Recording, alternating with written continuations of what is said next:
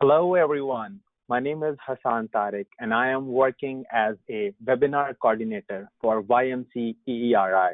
I would like to welcome all of you to today's webinar on engineering for earthquake resilience by David Bonowitz, a practicing structural engineer in San Francisco.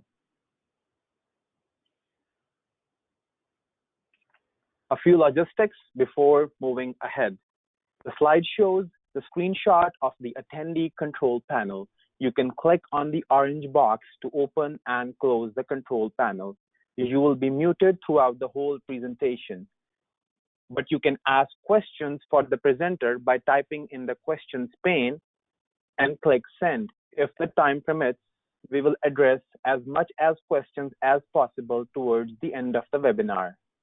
Today's presentation will be recorded and will be available in 1 week at EERI YouTube channel.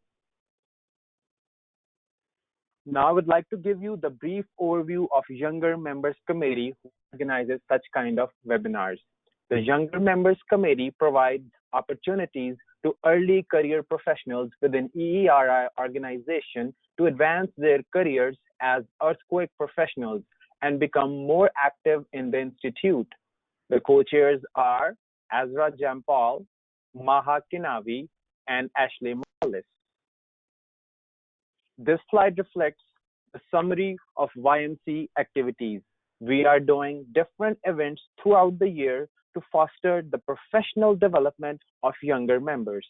If you are interested in joining us, then please do not hesitate to contact us at ymc@eeri.org or visit us at our website. Now, without any further ado, I would like to introduce today's speaker, David Bonowitz. David Bonowitz, a 25-year member of EERI, is a structural engineer practicing in San Francisco. He is a fellow member of SEONC and SEOC and past chair of NCSCA Existing Buildings and Resilience Committees. Bonowitz is an appointed member of the new FEMA Niche Working Group on Functional Recovery of the Built Environment and Critical Infrastructure. He is a co-author of Functional Recovery, a Conceptual Framework, an EERI white paper, and lead author of Resilience-Based Design and NEHRP Provisions, now in review by NEHRP Provisions Update Committee. Now I would like to pass upon our today's speaker, David Bonowitz. Thanks everybody for coming. Good morning, and I want to thank the Younger Members Committee for inviting me to speak today. So the topic you see, engineering for earthquake resilience. Oops, hang on a minute. There we go. Okay. Here's the outline. We're going to talk. I probably have too many slides, and I do tend to speak quickly, but hopefully we have plenty of time at the end for Q&A. I'm going to talk about what we mean when we talk about earthquake resilience these days, and importantly, it turns out what we don't mean. In the second half, I'm going to get into questions about how this should affect our design as engineers and what we do in earthquake risk reduction, both for mitigation programs for existing buildings and in new building design. And I'll introduce this idea of functional recovery. As Hassan mentioned, it's the topic of a paper we've just written by EERI, so I would although I'm not speaking on behalf of EERI today, I'd advise you to go to the EERI website and have a look at that new white paper. While I'm on that topic, a kind of a broad disclaimer, I'm going to show mostly examples from work we've done in California and affiliated with a number of organizations and my clients, of course, but just, of course, I'm speaking today only on my own behalf. So anything silly that I say is entirely on me. So let's jump in because I think I've got a lot of stuff to cover. You may have heard now of this term resilience, and it's a topic and a term that in the engineering world, really nobody had, it was hard to hear that 10 years ago, and these days you hear it everywhere you look. The important thing for us to know, however, is that it's not new in engineering. Actually, there's a long academic history about resilience. It comes even from fields outside of engineering, such as economics and ecology and psychology. And it's important for us to understand that history broadly, just to make sure we're respectful of where this new information or these new ideas came from. So here's a number of academic terms that we're not going to talk about today, but you should know that they exist because there's that long literature out there. What we are familiar with and what we may have seen or may have been the first thing you saw as we got into resilience for earthquake engineering is a project by the Rockefeller Foundation started a few years ago called 100 Resilient Cities. It's a very interesting and ambitious project. It's now kind of transitioned away, but it had a great impact in cities throughout the world, actually, including a number in California where they focused on earthquake issues. So Rockefeller came up with this concept here. I'm showing a kind of a model where if you're trying to measure what the resilience of a city means, you have these categories and indicators and variables, and if you can measure these things, somehow you get a concept of what resilience means. So this is one of the first models we see about resilience. And if you don't like that, don't worry, because a few years later, it was now revised, and now we have 156 different variables. So you can see it's a complicated topic. Rockefeller was not the only one. There are a lot of organizations now out there talking about resilience. Here's another model from a different organization, has kind of a prioritized hierarchy, a hierarchical structure with safety in the middle. I think the Rockefeller model is better, but it doesn't matter. The point I'm showing here is that everybody's got a model. Here's one from the United Nations. It's more of a how-to, less of a measurement idea. And, you know, it's a little bit silly. I mean, I look at some of these steps. Sure, you should follow these steps, but look at the top, right? Essential number 5, make education and healthcare infrastructure disaster resilient. What a good idea. Let's just do that. It reminds me of a joke from Steve Martin about how to be a millionaire. Step 1, get $1 million.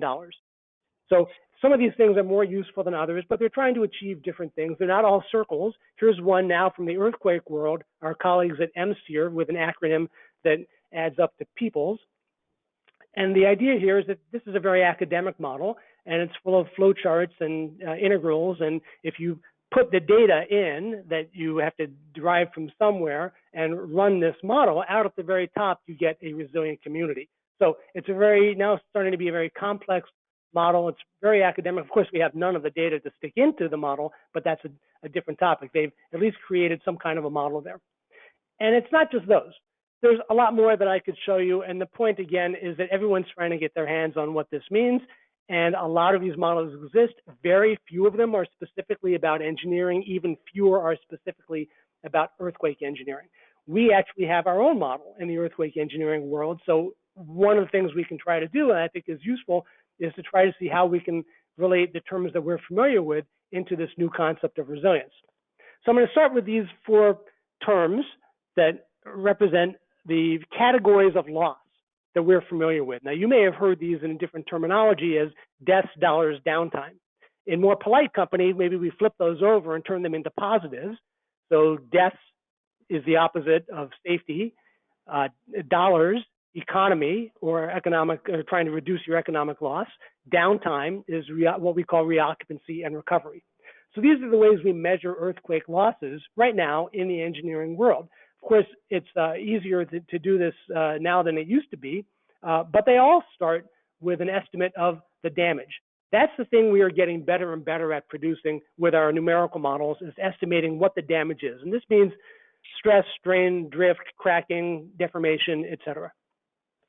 It's only when you have a physical model or a model of the physical damage and you add to it some information about the use or occupancy of a building, that's when you can get a measurement of the loss.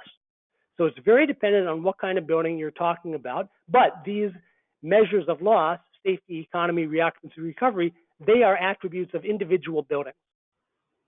One thing you don't see on the slide yet is the word resilience.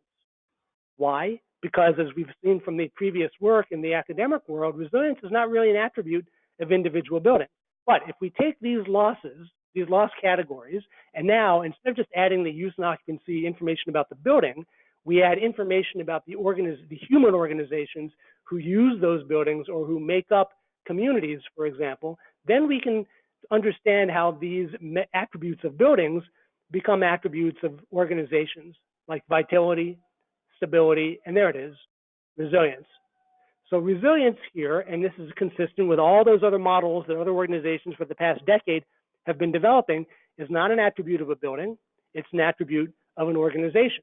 Now, an organization can be as small as a household, it can be a business or a company, it can be a college campus, it can be the community. And when we talk about public policy or trying to write a building code, which is public policy to deal with resilience, the organization we are interested in is the community. Now, communities exist at different scales, from your neighborhood to the whole country or even larger, but mostly we're talking about a city or a region as the community size of interest. But that's a question too.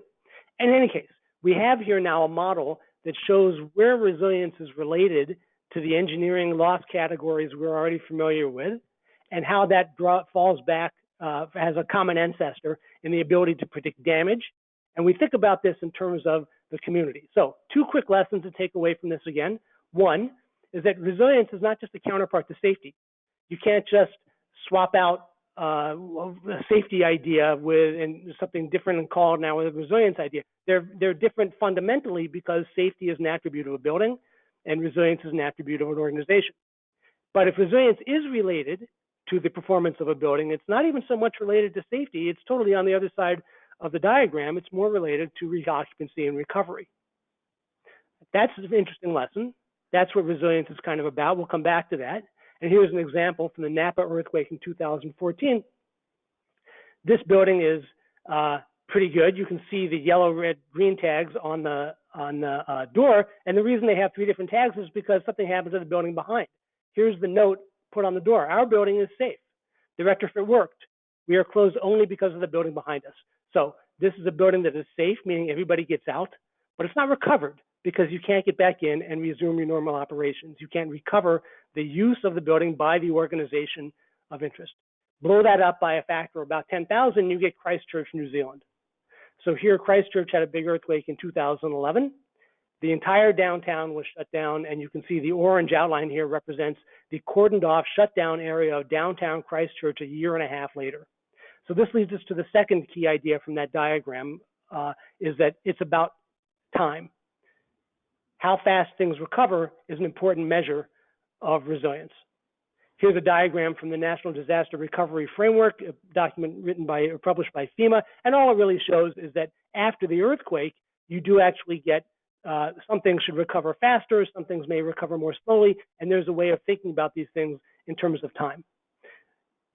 The key idea here is that in a building or in an organization, if you have some normal level of service, the earthquake happens, you immediately lose some service, then over time, you recover that functionality level.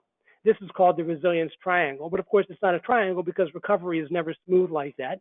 It has fits and starts, and you might not even end up in the same place where you started.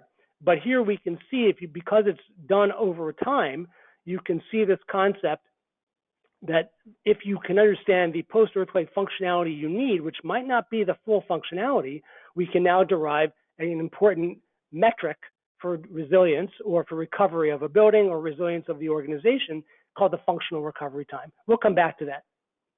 So if you're familiar with earthquake engineering, and if you use a document like ASE 41 to do retrofits, you may be familiar with these performance levels, operational, life safety, collapse prevention. And the question is, this is what we have for the last generation in engineering. How do these relate to recovery time? Well, operational is pretty clear. We want almost immediate continuous function in your building. And this is appropriate for hospitals and fire stations, et cetera. What do we say about recovery time for every other building, though? Well, I'm going to have to move life safety and collapse prevention down in order to make room on this timeline, because if you're doing a life safety retrofit, you're really not saying anything about recovery time at all. You might have a presumption that you'll get it, but really it's not explicit in the criteria. Here's the problem. Most businesses, like that pizza place we saw in the slide from Napa, they have to recover within a couple of months or they go out of business at most. And after an earthquake, social services and government agencies have a special role to play. They may need to recover faster. So we don't have anything that fills this gap between operational or immediate occupancy performance and life safety, and that's kind of a missing link. This idea about thinking about recovery time after the earthquake is not something that really came out of engineering. It came from our colleagues in the emergency response field and disaster recovery field. And back in 2008, San Francisco, for example, had an emergency response plan that laid out a timeline just like this, and it presumed, or it set as a goal, the idea that some services are going to be, we want to recover within a week, and some within a month, and then others will come later. So in 2009, an organization that I worked with called SPUR, San Francisco Planning and Urban Research, took this idea and we kind of blew it up and said, let's look at this in a lot more detail, and created a list down the side of the slide here of a lot of different functions provided by different buildings in the community, and then across the top, a timeline. And then given this, we can now fill in some squares and start to lay out a vision of what recovery for the community might look like. Now, I'm going to take a subset of that, it's easier to read, and look at some of those services here, that if we can say this is our goal, to have hospitals operational, et cetera, we can begin to now put some target or desired recovery times on each one of these categories. What you see as an engineer is interesting, is that you don't see the word safe. You see operational, restored, reopened. It's about recovery, not about safety. Interestingly, you also don't see concrete, steel. It's not about the structure type. It's about the use and occupancy of the building. So recovery is about function, not about safety, and it's about occupancy, not about structure. This idea that you can take the services you're looking for, list them down the side, and then put a timeline across the top and start using this as a planning device, started in San Francisco with SPUR. It's now become the basis for the Oregon Recovery Plan and the state of Washington Recovery Plan. And we're going to talk about this a little bit more, the National NIST Community Resilience Planning Guide. Again, the concept is pretty easy. List those functional categories down the side, a timeline across the top, and then you can start beginning to fill that in, either to measure where you stand or to make aspirational goals about where you think you ought to be. So that idea is from the NIST Community Resilience Planning Guide, but it has precedence as well. It comes back, again, we've got about 10 years of solid thinking leading up to where we are today in terms of resilience generally and earthquake resilience specifically. But just last year, the big news is that finally, for the first time, community resilience has been defined now in federal law. So NEHRP is the National Earthquake Hazards Reduction Program. It's a federal program, and it gets reauthorized by Congress every few years. And when it was reauthorized last year, they've included this definition of community resilience. In fact, EERI was very influential in developing the NEHRP reauthorization. But we didn't write this definition. This definition comes from all those predecessor documents, so it's not especially new. But let's look at it. Community resilience, the ability of a community to prepare and plan for, absorb, recover from, and more successfully adapt to adverse seismic events. Pretty anodyne, pretty generic, sounds like a very good idea. I actually think it's not really a great definition. A couple of reasons why. What does the ability to prepare even mean? Maybe they mean the ability to recover or the preparation to recover, but the ability to prepare to recover seems a little bit weird to me. Could be better. It's also not really well defined for us as to use as engineers. What does successful mean? There is no, it's missing the whole concept of time that we just spent 10 minutes talking about. Because it's about community resilience, it talks about the community, but of course, we in engineering, we may want resilience to be applicable to organizations of other sizes as well. And it's from NEHRP, so it's only about seismic, but we may be looking for a more generic understanding of resilience, again, to be participating in a respectful way with all the other organizations that have been thinking about resilience for the last decade. So there at the bottom is the NEHRP definition, and it has all these precedents from other government agencies and private sector organizations. And I think if you read these closely and look at their various definitions, we can derive from these, or we can recognize in these different documents 4 common themes. And I think those can lead us to a more useful understanding of resilience. It doesn't have to be written into federal law, but it's useful, in fact, I think essential for us to focus on these. So 4 common themes we can draw out of this is a couple we've already mentioned. 1, it's an attribute of human organizations, not of buildings or physical components of infrastructure. It's primarily about the recovery of functions, not just safety. We can measure it as recovery time. And we want to focus on a natural hazard like an earthquake. So 4 components there of what I think is a useful definition of resilience, and that leads me to a proposal like this.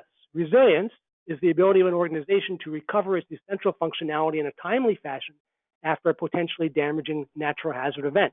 So you see there, it's about the organization, not about the buildings. It's about function, not about safety. It's measured by time, and it relates to a natural hazard event. So if we just keep this in mind, that's really useful. So we can now ask, if we have an understanding of what we mean by resilience, can we compare that to where we are now? Well, we know it's got to be different from the kind of design we do now with building codes, because if it wasn't different, we wouldn't need some new idea. So this is not a new idea. Fortunately, we actually have in that long list of government agencies and government reports from the last decade, an understanding or an acknowledgement already from this executive order in 2016 that if we're thinking about resilience, we may actually have to think beyond the current building code, not necessarily more, but differently. So we know resilience is not the same thing as code-based design, current code-based design, and it turns out it's not the same as any of these things. And we're going to go through these quickly. You're going to think it seems like it's not important, but I assure you that if you just think you know right now, have a basic understanding of what resilience is, that understanding is going to be challenged by all of these different ideas, and it's important that we be able to make these distinctions. So building code adoption seems like, is that resilience or not? Well, here we have in the state of Texas a couple of years ago, a new bill saying that from now on, all single family homes are actually going to be inspected during construction. This was not part of Texas policy until 2 years ago. And they talk about this as a resilience effort, but it's not really a resilience effort. It's just the building code. It's just standard practice in most of the country. But you will see people talk about any good idea as resilience. I'm going to skip over the next two, performance-based design and retrofit, because we'll come back to them in the second half. Sustainable or green design is next on the list. Here's a very good idea, a webinar given a couple of years or last year, where the idea was we should design schools to be adaptable to different changes in demographics and to different understandings of how schools are now being used. Great idea. Let's design school buildings to be adaptable. Part of their pitch is that that also makes them sustainable, and yet there in the title is the word resilient, even though it's not really about natural hazards. So you will see the word resilient pop up in all kinds of places, even though it's not really the same as sustainability or green design.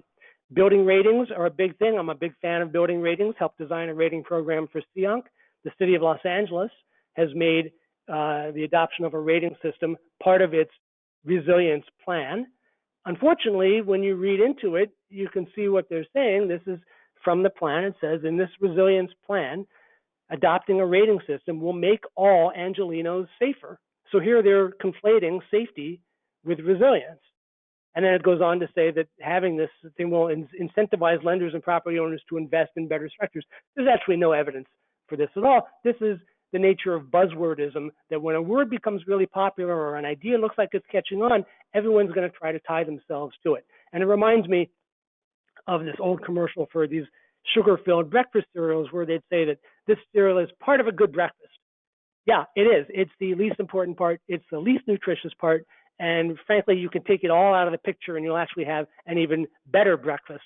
But that is part of what we're seeing when good ideas get used as buzzwords. Ratings don't actually change anything. So the idea that you can rate buildings and improve the resilience of the community or the organization is not correct. Still a good idea, but just not resilience. Now we get to a couple that are maybe more interesting. Emergency planning.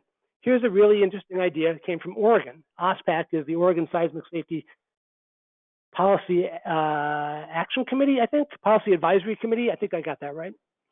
And the idea was, if you're going to build a new school in the community, let's build the gym to function as a post-earthquake or an emergency shelter. Not a bad idea. I mean, the housing is already dubious, so we're going to need more shelter space, and we're going to be building this new facility in the neighborhood. We ought to take advantage of it. The question is that pro-resilience? Well, think about the diagram again. Is that actually helping with reoccupancy or recovery? You can make an argument that having people be able to stay in the neighborhood is useful to recovery. You could, but really this is, when you think hard about it, it's about safety, because having a safe shelter to sleep in is not a reoccupancy thing. It's a safety thing. You're actually sheltering somewhere else, not in your own home. So while this is a really good idea, it probably does not improve resilience, because it doesn't speed up the housing reoccupancy at all. And it now puts the school into the shelter business. So now the school has to deal with the idea that it may have to act as a shelter and it can't recover as a school. So again, interesting idea, not quite resilience. Here's one that you've probably all seen if you look at any kind of engineering trade publication or magazine. In fact, just yesterday, I got this email from the Precast Concrete Institute saying, we were unveiling their new website, and you click on the link, and the first thing it says is precast is resilient. So now we have materials are being marketed as resilient. Details and component types and proprietary systems are being marketed as resilient. And this goes even further to the idea that we now have a resilient building. So we talked about this a little bit before, but this is a temptation that's hard to pass up. It's very easy to talk about a very good building and just call it a resilient building because it was designed with some resilience ideas in mind. But the idea that a piece of steel or a piece of concrete is resilient, or that a building itself is resilient, misses that whole idea that resilience is an attribute of an organization. So you can forgive vendors and marketers and media for doing this. They don't know better. But the reason they do this is because we in the engineering community, I think, have not been clear enough about defining our terms and kind of defending what we want them to mean. And if we don't do that, the problem is that this idea creeps into even our own technical conferences, and vendors will come and start pitching stuff to engineers as resilient. Here we have wood frame now construction being called resilient. And even engineers fall prey to this temptation to start talking about their own ideas as a physical object being resilient. And I don't say this to pick on any of these engineers or peer at all, but to say that, again, if we want to be meaningful in our terminology, we have to define this and kind of defend what we mean by resilience. So just last year, because the NEHRP reauthorization has kicked this in, we may be in a better position to do this now, but some of this battle may already have been lost. Meanwhile, my message to you is let's try to be diligent and vigilant about how we use this terminology. The last one on this list to be on the lookout for is just any good idea is being characterized as resilience. So here is a kind of a neighborhood beautification program in San Francisco, and you can see what it says. There are a lot of ways to build empowered, resilient communities. One of the best ways is to create something beautiful. I'm all for creating something beautiful, but let's not call it resilience. And this idea comes from the very first messages out of the Rockefeller program 6 or 7 years ago, where basically any good idea was said to be pro-resilience. And this is the original logo from the Rockefeller 100 Resilient Cities program, which I think is meaningful because, as you can see, it doesn't speak to us at all. It's kind of hieroglyphics, and it's very hard to tell what exactly we're talking about here from this logo, especially in terms that engineers can use. So none of this is to pick on these ideas. Again, these are all very good ideas. And you may be saying to yourself, this guy Bonowitz, he doesn't like anything. And it's true that I am very much in the curmudgeon phase of my career. But my point here is not to be dismissive or curmudgeonly about these things. It's to say that these are good ideas. They don't need to be called resilience to be good. And we need, if we're going to be serious about defining what resilience means, we need to be able and willing to say some of these very good ideas are not what we mean by resilience. Otherwise, we fall into this trap where everything can mean anything to anyone, and anything you do, we can now characterize as resilient. We're never going to make progress that way. So my advice to you as the young members is to be on the lookout for things that are going to come your way and talk about resilience or resilient, but also to keep in mind the kind of 4 key components that will allow you to stay focused on what we're really trying to do. Resilience is an attribute of organizations, not of buildings. The focus has to be on function, not just safety. We're going to try to measure it in terms of reoccupancy or recovery time especially. And we want it to be focused on natural hazards, not just everyday events in the community.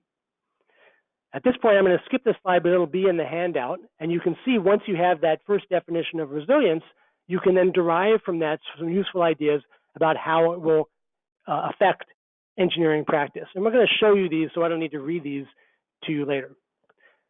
So now is the time about halfway through to kind of catch my breath and say, where does earthquake engineering fit into all of this?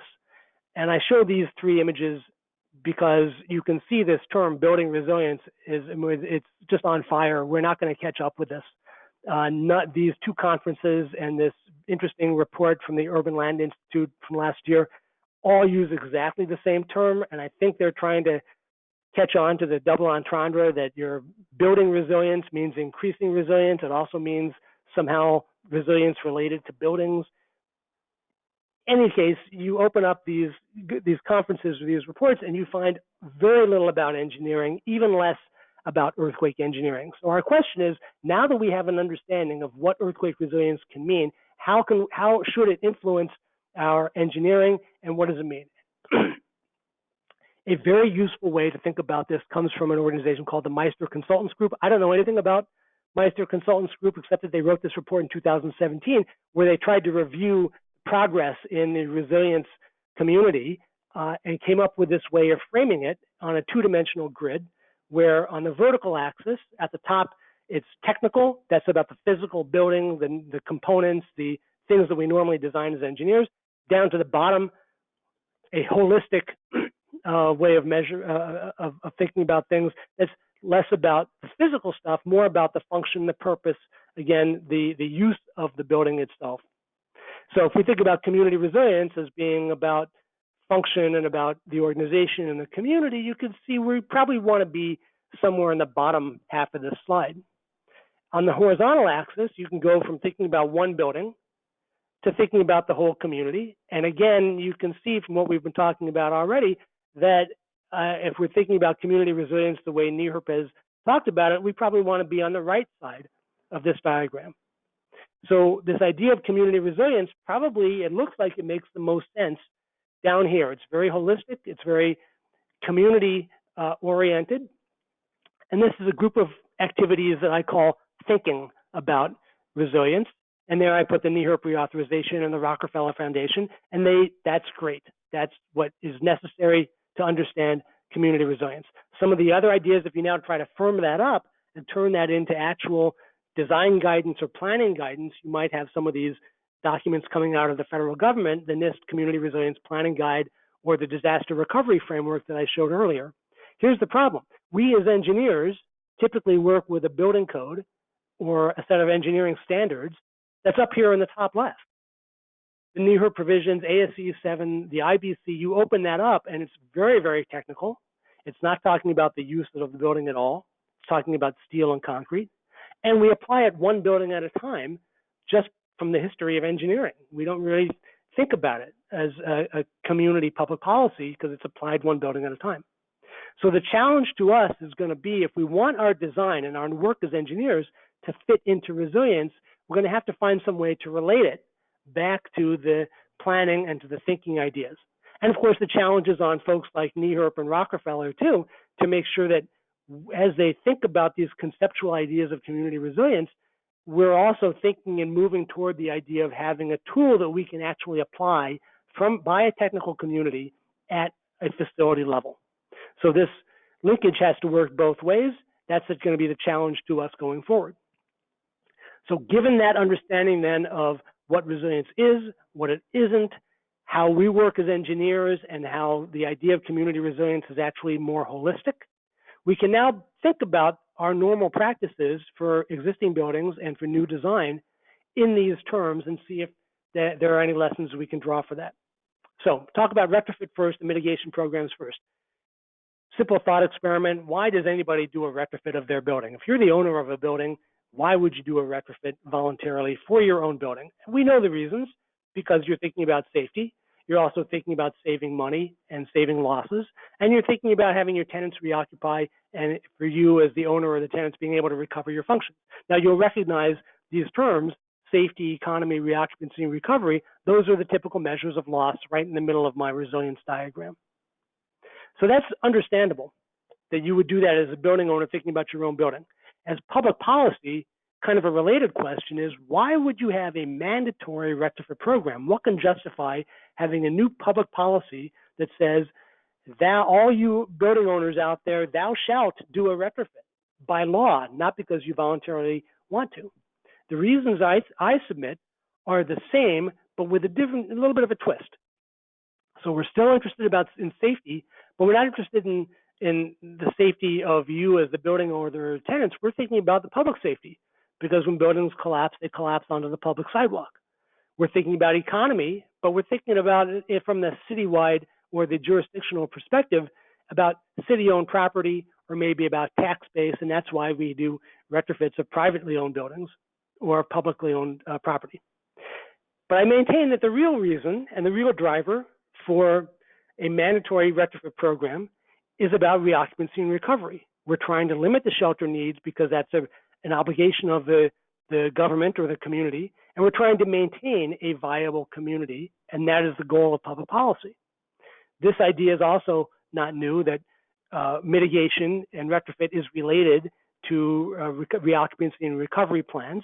Here's what we call the mitigation cycle. It's a little bit difficult to read. Here's a more friendlier version of the same thing. And it says that if you are not going to be able to recover, you better be doing mitigation. If you can't afford to be doing mitigation, you better be able to recover some other way. So this cycle is there. It's understood. This is common in the literature. And my point then is that a public policy retrofit program, the point of that is to make your reoccupancy and recovery plans feasible. That's how a retrofit program can be related to reoccupancy and recovery, and therefore to resilience. So how do you go about designing a program like that for your community? You'll see this list of services. You'll recognize this from the SPUR work we showed before, that if you think about your community as a group of different functions and services, you can make that list here. And now we can add to that what structural engineers and earthquake engineers know about vulnerable conditions in the community based on the structure type. So here we have unreinforced masonry, soft story, concrete, etc. Typically and traditionally, where have we been doing retrofit? We've been doing it only at the edges, the most dangerous structure types and the most critical occupancies. That's where we focused our attention. But you can see it leaves out all of these other combinations of important services and vulnerable structure types. So what are we going to do about those? And as a thought experiment here, okay, here's the city of San Francisco. Over on the left side, there's a hospital. So sure, that's going to be part of a retrofit program. But if a hospital is important, here's the Department of Public Health. Should that have the same priority or some priority? How does that fit into our mitigation program as we start to think about the overall resilience, not just the performance of individual buildings? We have housing, multifamily housing, we have single family housing.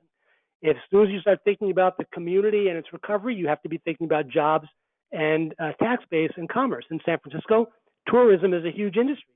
So should we be thinking about our hotels? And if we're thinking about commerce and economy, we also have to be thinking about the neighborhood economies and just being able to buy stuff and have jobs and go about your normal life.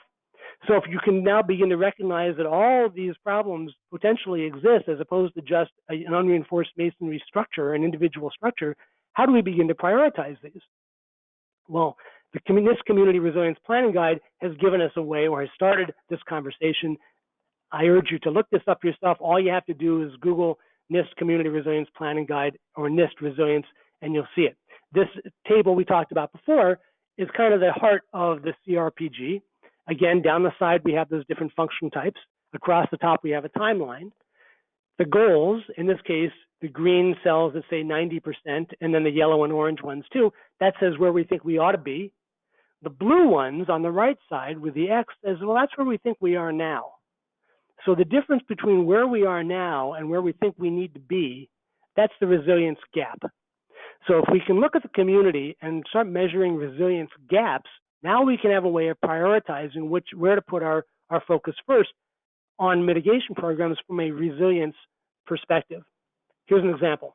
Two buildings, A and B. We can predict from engineering what the damage will be and what the downtime will be 1 week versus 6 weeks. Which building is worse? Well, obviously, it seems the building with a longer recovery time is worse. And from a structural perspective, more damage, longer recovery time, that's worse. But if we think now about the different uses of the buildings, we may find that the building with the faster desired recovery time is going to be more critical. 6 weeks, that's a long time maybe, but not if your goal is 2 months. We may have to live with that. Whereas if you're only predicting downtime of 1 week, but you really need, because of the use of that building, to be back and recovered within 3 days, this now becomes a more critical building. So it's a way of using the idea of resilience gaps and setting recovery goals by function, not by structure type, that allows us to now prioritize a mitigation program. So if in your community, we go back to this chart, this grid, and say, well, what combinations in our particular community might be critical to the recovery of the community? And you can begin to see these things pop out. And this becomes like a fingerprint for your community. And the fingerprint for San Francisco is going to be different from the one for Berkeley, is going to be different from Salt Lake City, is going to be different from Memphis, et cetera. But by doing this exercise, you can now begin to fill in the rest of this table and identify priorities. And this is why throughout California, and especially in the larger cities, soft story multifamily buildings are popping out as the next priority after you've already covered your unreinforced masonry and your hospitals. This is a typical soft story building that's got tuck under parking. You can see the problem. There's no wall in the first story. But if we think about this just as a structure type, this is obvious. But remember, from a resilience perspective, we want to think about it also as an occupancy and a use. And from that perspective, it's only one type of housing structure. So we may know a lot about these soft story buildings. We might develop a program for them, but how do we pick the criteria and why do we focus on these and what does it mean? We want to think about these in the context of housing overall. There are other housing types, and what we really care about from a resilience perspective is the recovery of housing, not the recovery of an individual building. So theoretically, you could use an analysis like this to say, well, what performance goal do we want for the one program we're going to do, the soft story buildings on the left? And we can say, well, we're going to have a program and we're going to set the criteria to decide what performance we need from that one group of buildings as it relates to the overall housing stock, and then pick the criteria for each individual project within that group to make sure that it delivers the performance for the group as a whole. So this is a very theoretical way of doing it. In practice, you don't really have that many options to pick from, but in concept, it's a way that we can think about prioritizing and scoping and setting criteria for retrofit that is not just about the structure type and is not just about safety, but is thinking about one group of buildings within a larger context serving a function for the whole community. Here's another example of a retrofit program from Los Angeles. They have not only a soft story program, but a concrete mandatory program. It has a long time period, but it applies to all the pre-1977 concrete buildings. There's their retrofit criteria, and it's going to cover 1,500 buildings in the city of Los Angeles. Just concrete, no attention at all to the use or occupancy. My question is, what resilience gap is this program going to fill? And the answer is maybe none. Look at Los Angeles. The city the size of Los Angeles has only 1,500 of these buildings, and that's where we're going to put our priority. Really, without it, and some of these are one-story buildings. Some of them are shear wall buildings. They're pretty good. I think we're missing something here. It's fine. You want to retrofit for safety concrete buildings? Do it. Absolutely a good idea. You can even make it mandatory. Let's not kid ourselves, however, that this is filling some kind of a resilience gap. So we can come back to this idea about what resilience is different from and put a question mark here about retrofit. Retrofit programs can be pro-resilience if they're closing a resilience gap, and we ought to be using that as a way to think about prioritizing retrofit. Now we can think about overall the effect of that mitigation agenda from that perspective. If you think about all the buildings in your community has some distribution of possible recovery times, and you want to have a larger mitigation program so that in 30 years, 20 or 30 years, you can change that. How do you go about doing that? Well, you don't have to go after every individual building, but you would find these groups of buildings that you know represent a resilience gap based on their structure type and their use and occupancy. Derive the program for that, put it in place, and when you're done, you will improve one. You've kind of reached into that left-hand bar and scooped out a group of bad buildings and improved that one little group. And if you do that with a series of programs, a series of initiatives and policies, you can see the effect of a mitigation agenda over time. That's kind of the goal from a resilience perspective. Now, where do new buildings fit in this?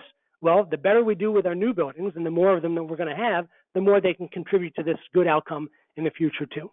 So let's talk about new buildings then.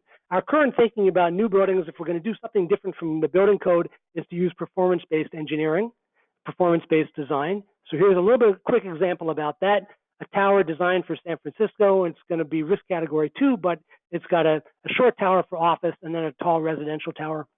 And they propose to use performance-based design in order to get above code. And I put that in quotation marks. You'll see why in a minute. and they're going to use a 2-point performance objective. If you're familiar with performance-based engineering, you might recognize some of this. They're going to shoot for essentially elastic behavior in a 43-year event and collapse prevention in a very big event.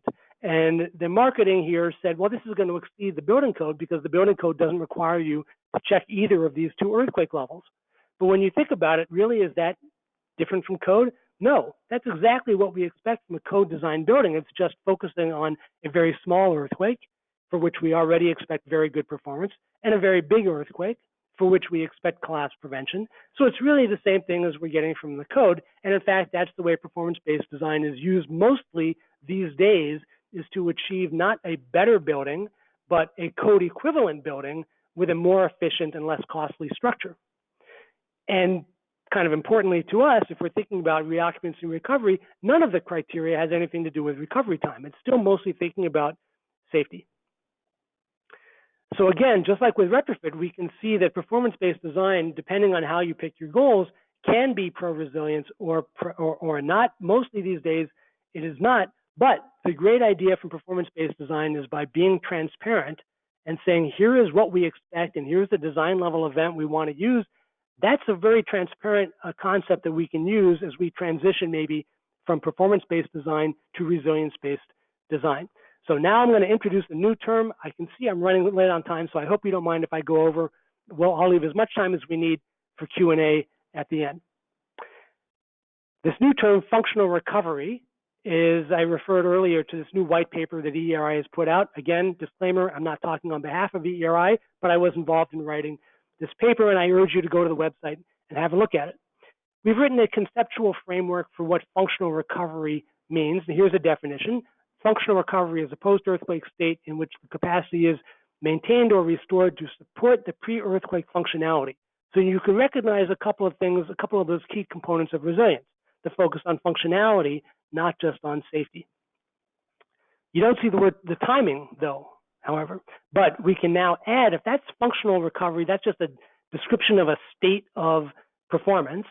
We can now add to that what it means to have a building code or a standard that delivers you functional recovery. And this comes from Assembly Bill 393, a proposal that EERI supports at the state level in California, that says a functional recovery standard is going to be a set of enforceable regulations like a building code or a standard that's going to give you a building that achieves functional recovery within an acceptable time. So now we brought in that other idea of time. And then here's an interesting thing at the very end, where the maximum acceptable time may differ for various uses. So different buildings, different uses, different recovery times. You can see where this is going. It's back to that table from the NIST Community Resilience Planning Guide. And it also goes back to the new idea from the NEHRP reauthorization that I mentioned. So earlier I showed you that for the first time, the NEHRP reauthorization has defined community resilience. A couple other things also were done in the same bill. It said now increasing community resilience is going to be a stated goal of the national program. And the bill charges NIST, National Institute of Standards and Technology, to do research to improve community resilience using building codes and standards. Interesting. And then it's convened a committee to say, well, we're going to improve the built environment in terms of reoccupancy and functional recovery time. So community resilience is a goal. We're going to focus on building codes. We're going to convene a committee to think about reoccupancy and functional recovery time. This is all kind of tying together now. Resilience, reoccupancy, and functional recovery time. You remember it from this diagram, and you remember it from this. If we think of community resilience as holistic and done and measured at a community level, we now can think about our building codes up in the top left as delivering functional recovery and being able to see a relationship. That designing for functional recovery is what we can do as engineers in our limited world. Our world is limited to working on the very technical aspects of a building and one building at a time. So the top left of this diagram. But if we can focus on functional recovery as the criteria and the goal for that very technical one building at a time work, we can derive those criteria in a way that we think will support the idea of over time developing better community resilience. So that's an interesting idea. And now we can use some of the concepts of performance-based design to help us think about this. If you're familiar with performance-based design, you know there's a performance objective, and we can write it like this. For safety, the performance objective looks something like this. The probability of collapse, that's a bad thing, so we want the probability of collapse to be small, given some code level demand. Now, in performance-based design, we can fill in those blanks. We know that it can be better than code or worse than code or the same as code, as I mentioned before. So by analogy now, we can say what is not the safety objective for the building, but the recovery objective for the building. It's going to be about functional recovery time. So we can say the probability not of collapse, but the probability that your expected recovery time will be longer than the acceptable or desired recovery time. That's a bad thing. So we want that probability to be small. Again, given some demand. It might be different from the code demand, but given some level of demand. That now is, by analogy, a performance-based recovery objective. How does this relate to community resilience?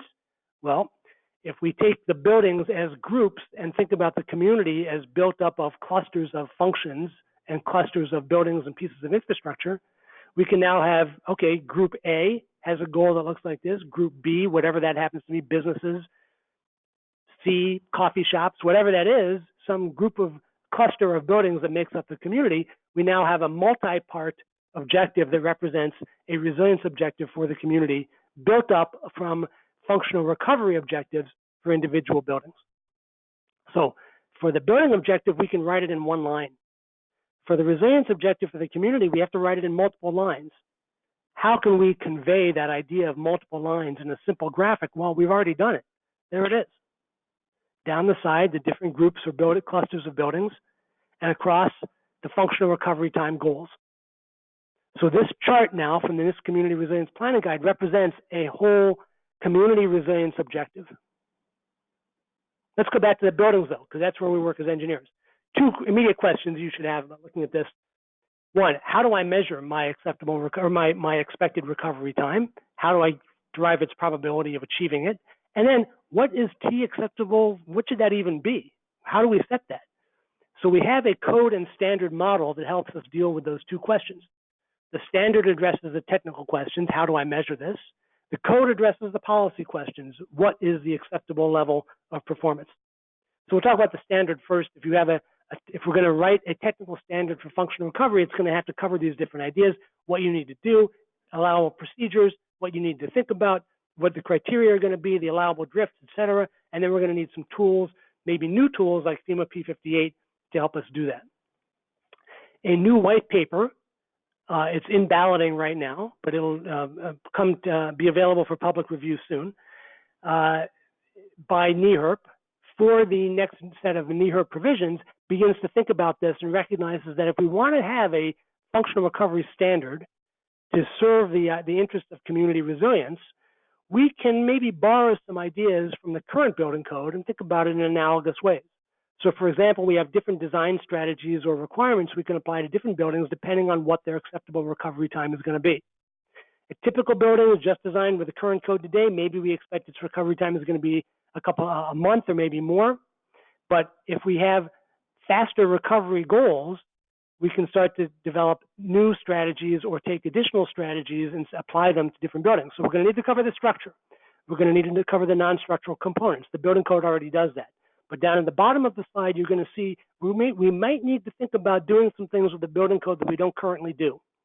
We have to think about the contents of the building because they have some contribution to the actual performance of the space to be able to recover the use of the building by the tenants or the owner.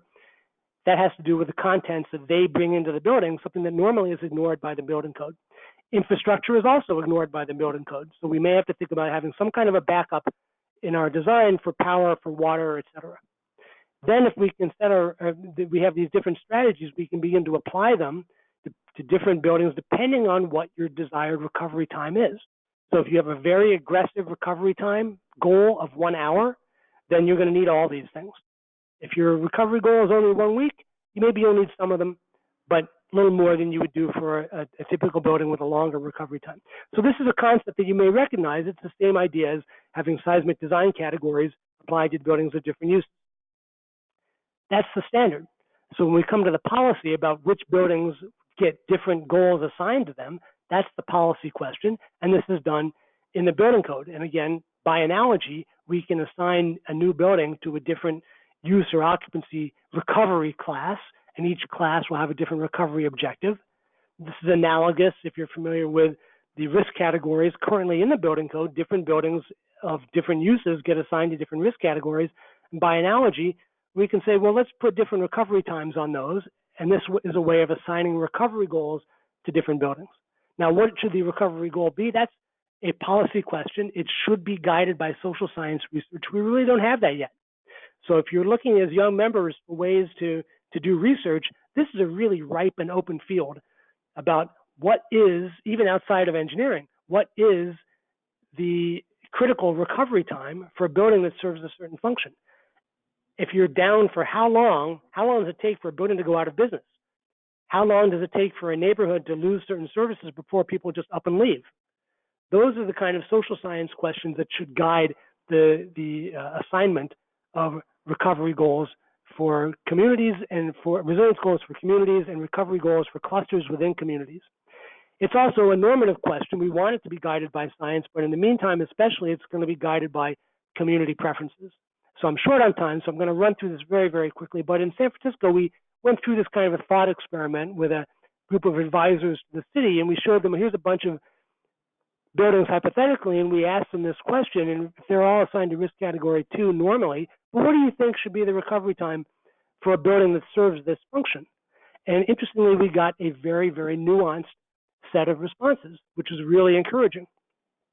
All these buildings on the left, normally, by the current code as written today, none of them would have any goals set in terms of recovery time. They'd all be the same, risk category 2. But if we start thinking about recovery time and resilience as a community priority, we can see some distinctions. A recovery time of weeks or months might be okay for retail, but not for elderly housing, not for social services. We want faster recovery time. We're going to need new policies to get there. So again, back to the ERI white paper has identified that as we think about this, we ought to think about these issues as they come up in 4 categories. 2 of them we've already talked about. The technical category, that's, as we think about that, well, that will go into developing a design standard for functional recovery. And policy leads us to the building code, where we assign goals and allowable limits to buildings of different uses. The definitional work and the implementation work, also very important. Those are things that are going to happen. And the key idea in the white paper, one of them, is to say that these things are going to happen independently. We are going to develop policy ideas independently or a little bit unrelated as we develop technical stuff from research organizations. We're going to have definitions. They're going to be set by users. They're going to be set by engineers and thinkers, sometimes based on science, sometimes based on community preference. Then we've got the whole implementation question. Let's not let the technical stuff get bogged down by what someone thinks is an implementation issue. Let's not let the policy be bogged down by the fact that we don't have a solid answer yet for some technical question. That's why we develop a standard, so we can keep working in the absence of perfect information. So here's my last slide, and I'll summarize where we are. 4 ideas, I think, to take away today. If you're doing resilience-based engineering, you want to think about those 4 components of the definition of resilience. It's about human organizations, not about buildings. Have I said that enough yet? It's about functionality, not just about safety. We're going to try to measure it as recovery time, and we want to be thinking, when we talk about resilience, to be focused on some kind of a natural hazard, not an everyday condition. As we apply these ideas to our current mitigation and retrofit programs, it means we want to think about looking about the community of existing buildings, looking at vulnerability in terms not just of structure type, but of structure type and use occupancy together. And we might find a different priority if we do that. For new building designs, it means we want to start setting our performance objectives in terms of functional recovery. And kind of the key idea as we work on this is to realize, as an engineering community, what can we really contribute to the whole resilience movement?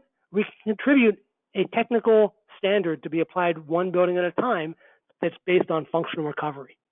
So that is going to be our link between what we do as engineers to the larger, more holistic idea of community resilience.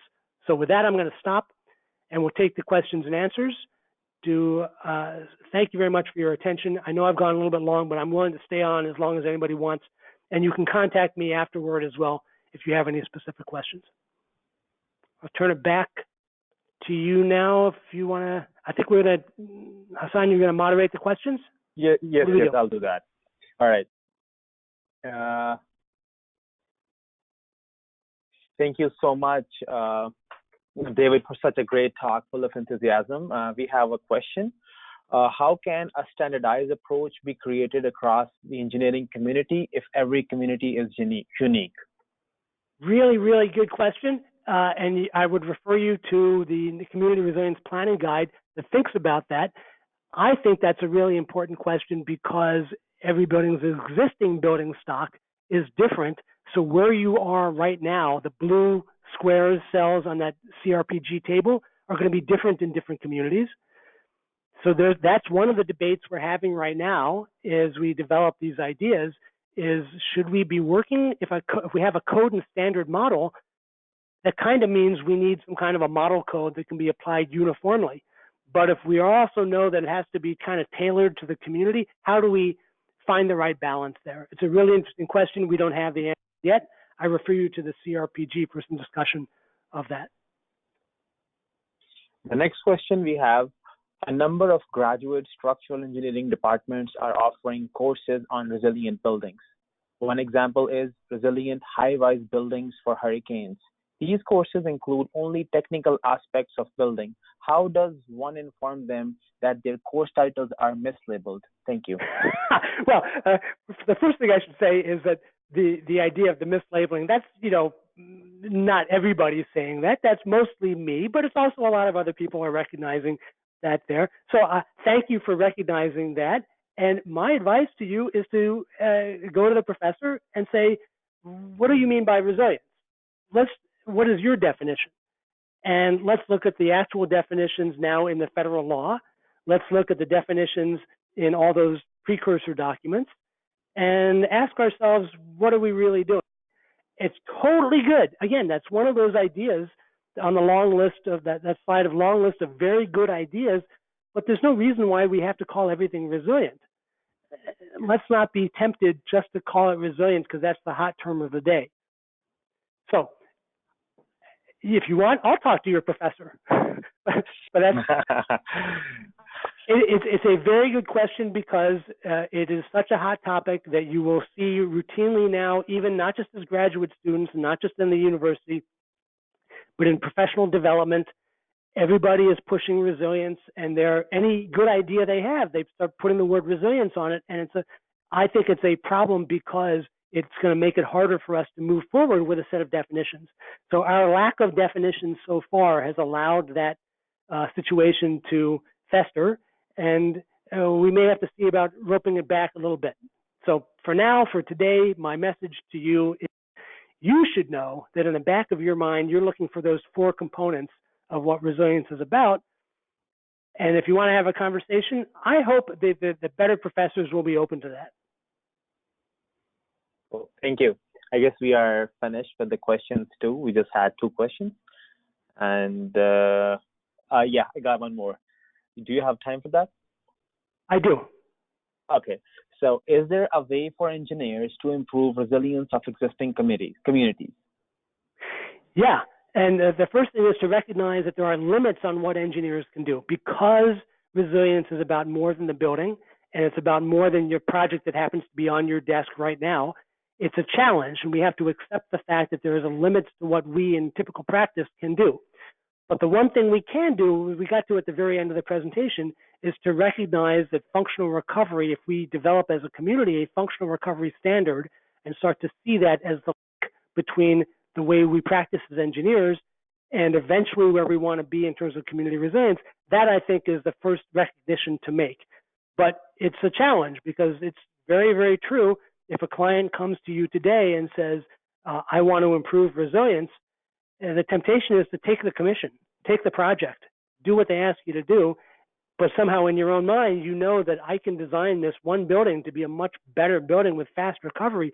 But if I'm not tied into a fast recovering infrastructure system, or if the rest of the community around me, the whole neighborhood, is going to be shut down, what have I really achieved? So that is a very big challenge, and it's why we need this functional recovery standard to start to fill that gap. I'll give a plug. I'm not speaking on behalf of NEHRP, but some very interesting thinking about how to do design of individual projects in a way that thinks about, in a very thoughtful way, the larger idea of resilience. I refer you to the REDI system, R-E-D-I, and you can Google it, and it's produced by YMC as a way of trying to build into their design practice some of these concepts of resilience, and you'll see that they recognize very quickly the limitations on what you can do. All right. Thank you. We have one last question. Typically, the design team stops their involvement with the building once it receives its certificate of occupancy, but many aspects of recovery design are impacted during the operation of the building. Recovery planning, addressing impeding factors, etc. How can the design team ensure their assumptions made during the design are implemented correctly during the building operation? Similarly, is it the city's responsibility to monitor this? Do you want me to repeat the question? Hassan? Hello? Yeah. Hi. Can you hear me? Sorry, I lost you for a minute. My phone died. Okay. The question was about existing buildings? The question was, how can the design team ensure their assumptions made during the design are implemented correctly during the building's operation? Similarly, is it the city's response? Yeah, that's an interesting question, but it's not unique to the resilience world. In any design situation, even under today's codes, implementation is very important. Quality assurance is very important. And even after construction is finished, as soon as a building is finished being constructed and has a certificate of occupancy, it becomes an existing building. So now it's regulated by a different code completely. But those concepts are still there. There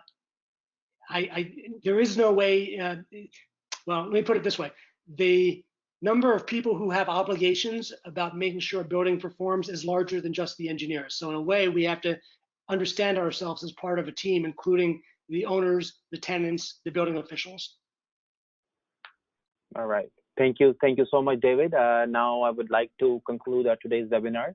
This webinar is supported with funding under the cooperative agreement with FEMA and U.S. Department of Homeland Security. More information about EERI's younger member can be found on our website. PDFs are available and more information will be provided in a follow-up email. Please do not forget to complete the post-webinar survey at the end of this. Our next webinar will be in January 2020. The more information about the speakers and their details will be posted as the time comes closer. With that, I would like to thank you all once again for attending this webinar. Have a great rest of the day and goodbye.